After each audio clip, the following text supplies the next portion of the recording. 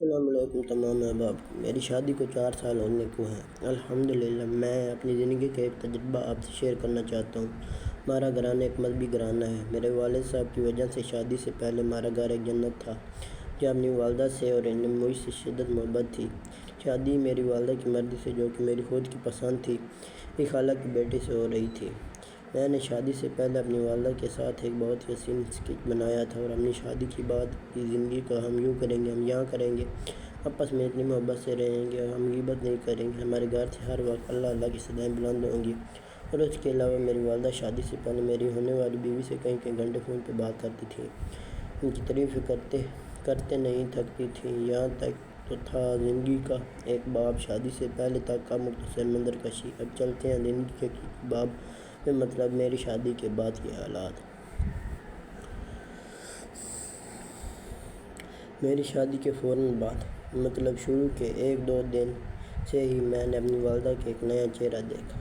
مجھے یقین نہیں ہو رہا تھا کہ یہ میری وہی والدہ ہیں جن کے ساتھ بیٹھ کر میں نے ایک اسلامی اور پرسکون گھرانے کی پلاننگ کی تھی، کئی سالوں تک کی تھی۔ واللہ میری بیوی جس گھر سے آئی تھی، وہاں وہ اپنے ماں باپ کی بہت ہی لاڈلی اور اکلوتی اولاد تھی۔ اس کے والدین نے اسے شہزادیوں کی طرح رکھا ہوا تھا، لیکن اس کے باوجود شادی کے بعد وہ صبح سے لے کر رات تک مسلسل گھر کے کام میں لگی رہتی تھی۔ لیکن میں حیران تھا کہ میں نے محسوس کیا کہ میری والدہ کو اس سے حسد ہے۔ وہ دن رات اس سے بدظن رہنے لگی، بھلا کس وجہ سے کہ پہلے انہوں نے میرے کان بھرنے کی بہت شدید کوشش کی، لیکن میں نے انہیں بہت پیار سے ٹوکا کہ یہ بات ایسے نہیں، ایسے ہے۔ پھر جب وہ یہ چیز سمجھی کہ یہ میری باتوں میں آنے والا نہیں، تو انہوں نے میری زندگی پہ عذاب کر دیا۔ اٹھتے بیٹھتے رات دن طنز شروع کر دیے۔ مثال کے طور پر جب بھی ان کے سامنے بیٹھتا وہ اپنی تعریفیں شروع کر دیتی، دیکھو تم 10 بجے اٹھتے ہو، میں نے کبھی سوتے ہوئے تمہاری بیوی کو نہیں جگایا، اور اس کے ساتھ ہی دنیا و جہان کی تندرے تیروں کی نشر پول باندھ۔ آخر میں نے ایک دن اونگتے ہوئے کہا کہ ماں جی، شادی کے بعد کوئی دن ایسا نہیں جب میری بیوی صبح 7 بجے کے بعد اٹھی ہو۔ آپ کیسے کہتی ہیں کہ ہم 10 بجے تک سوتے رہتے ہیں؟ تب جا کر اس طانے سے جان چھوٹی۔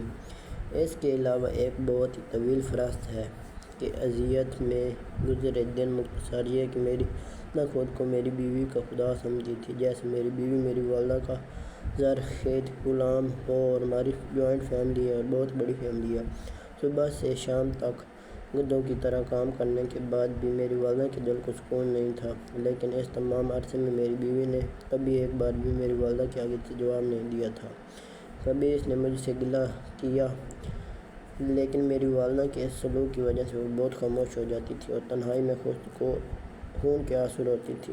لیکن اس تمام عرصے میں میں اپنی والدہ کے سامنے بنا کھڑا رہا، ہمیشہ انہیں سمجھاتا تھا کہ آپ ایسا نہ کریں، پیار سے۔ اور وہ بعض دفعہ بہت شدید لڑائی بھی ہو مجھ سے، جو چیز سے سب تنگ کرتی تھی وہ ان کی آخرت کی تھی۔ میری والدہ اس حالت میں دنیا سے چلی گئی تو اللہ عذاب سے خود کو کیسے بچاؤں گا؟ آخر بار میں ایک واقعہ ہوا، میری بیوی صبح سے مسلسل گھر کے کاموں میں لگی ہوئی تھی۔ میرے چھوٹے بھائی نے پوچھا میری بیوی سے کہ آپ نے میرے کپڑے نہیں استری کیے، تو میری بیوی نے کہا میں مصروف تھی، ابھی کرتی ہوں۔ جس پر میری والدہ کا غصہ 7ویں آسمان پر پہنچ گیا، اور شدید الفاظ میں اس سے کہا کہ تم کون سا پہاڑ کھود رہی تھی، اور بہت کچھ کہنا شروع کر دیا۔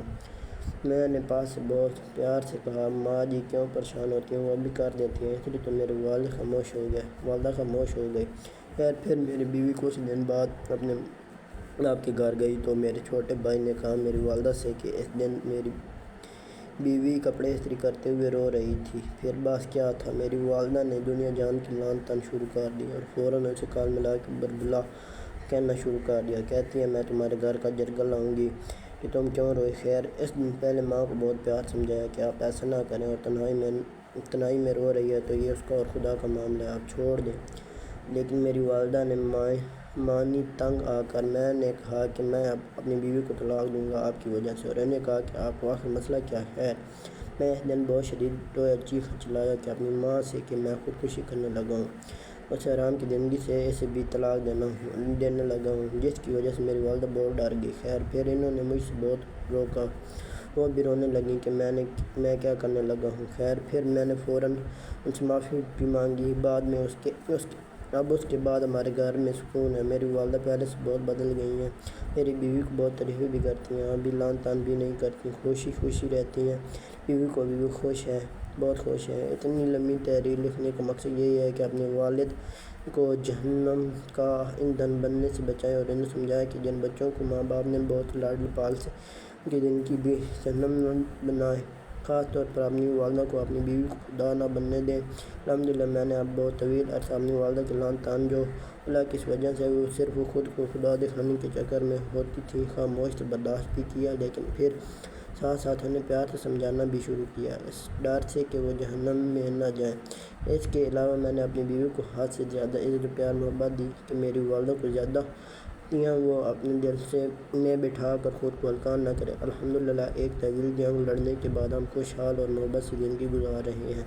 اور ہاں، آج کل کی بہویں ساس کوشش کریں گی کل اب جب تمام یہ چیزیں نہ دہرائیں، اپنی اولاد کو اس کی بیوی کو سکون کا سانس لینے دیں، ان کی زندگی کو عذاب نہ بنائیں، سارا دن گدھے کی جیسے کام کر لیں، نہ کام لیں تو پھر ساتھ پیار و محبت بھی دیں۔